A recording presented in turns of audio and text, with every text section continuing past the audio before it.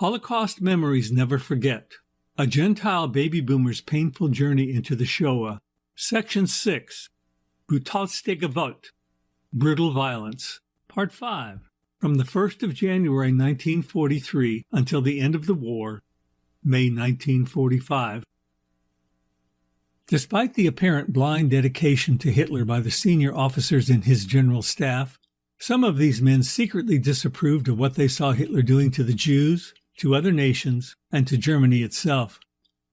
Following the massacre of 15,000 Jews at Borisov, Belarus in October 1941, Major General Henning von Tresckow decided that Hitler must be stopped at all costs. Conspiring with several other senior officers, all of whom were from well-established aristocratic German families, von Tresckow planned to arrest Hitler on the 13th of March 1943 when he arrived at the Smolensk headquarters of General Gunther von Kluge's Army Group Center in western Russia. However, Hitler came surrounded by SS guards, and it was General von Kluge's decision to veto their plan. Seeking another opportunity, von Tresckow wanted several co-conspiratorial officers to shoot Hitler at lunch that day to share the responsibility, but they eventually decided to scrap that plan as well.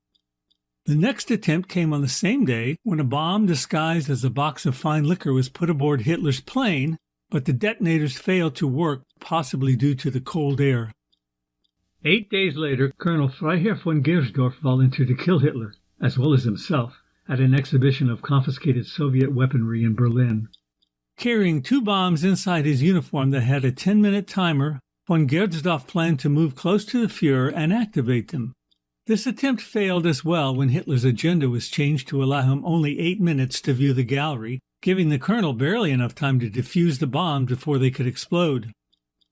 In July 1944, von Tresckow's final assassination attempt, named Operation Valkyrie, was the most elaborate of them all and will be fully covered in Part 29 of this section. Here are more Holocaust-related events that took place in March 1943.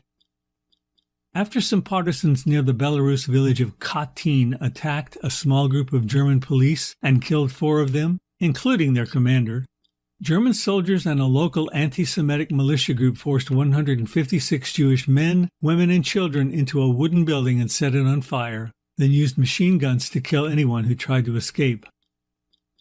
Despite the fact that the Germans were guilty of murdering as many as 3 million Polish civilians by the end of the war, they proudly publicized to the world their discovery of the buried bodies of over 20,000 Polish officers and government officials who were massacred by the Soviets at Katyn, Poland.